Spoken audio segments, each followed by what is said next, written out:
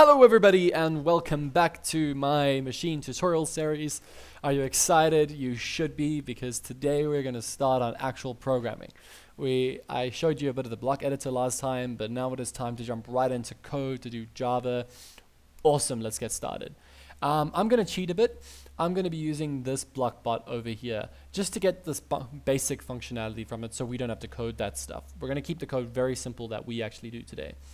So if we go to the block editor, you can see it basically has the same stuff that we did before. It just has one little extra piece of information. And that is, if the saw is left of the bot or the saw is right of the bot, I should jump. So what's that saying is, if I quickly just go to these two block bots over there, I'm going to choose the forest map. If you watch these guys, what they're saying is, if there's a saw left of me or right of me, I'm going to start jumping. And you'll see it nearly works except when they get to the end point over there. The reason for that is because their time is going a bit more off, because they're checking for both sides of them. They're not just checking if the saw in front of them in the direction they're going is. If there's a saw in front of them, they're checking if there's a saw behind them as well. So they're going to start jumping further and further off time. So not an optimal system, but you can see that it generally works for what we want. So we're going to leave that for now. Anyway, I'm going to use this block bot, but I'm going to break our golden rule and I'm just going to go to the Java mode. We're not going to go back to the block mode with this robot after this. We're going to stay in the Java mode. What we're going to do today is we're going to make our robot shoot. We're going to make our robot shoot at the other robot.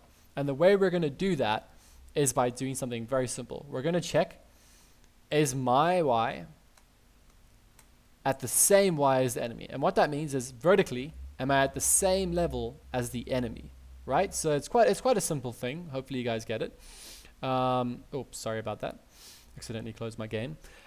So we're just going to check if they're at the same Y level. That's it. Nothing to stress. So let's open this up and let's go down to here. I'm just going to go to the next line after all this running stuff. So what I'm going to say is if, and you can see that the X for these robots is called X. So I'm going to say if my X is less than enemy X, and then I want to make them shoot. So how I'm going to do that, because I may not know how to make the robot shoot, so I'm going to go to the source folder and go to robot abstract. This is the thing that, remember, has all the stuff that the robot can do. So let's check this out. How am I going to make the robot shoot? Well, there's shooting methods here. So we can either grab a shoot and then put an angle in ourselves, which could be really cool for later on if you want them to like shoot diagonally down at enemies, etc., etc. But for now, we're going to keep things simple. So for now, we're just going to say my X is less than the enemy's X, right?